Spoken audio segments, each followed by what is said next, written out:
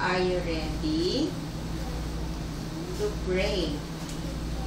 In the name, the Father, the Son, and the Spirit. Amen. Lord. Oh, what's that? Napasok ko na yung bus. Okay, Lord. Lord, teach me day by day what I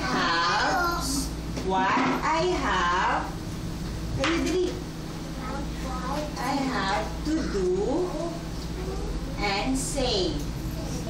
Make me gentle, make me good, make me loving as I should. Amen. In the name, Father, the Son, the Holy Spirit. Amen.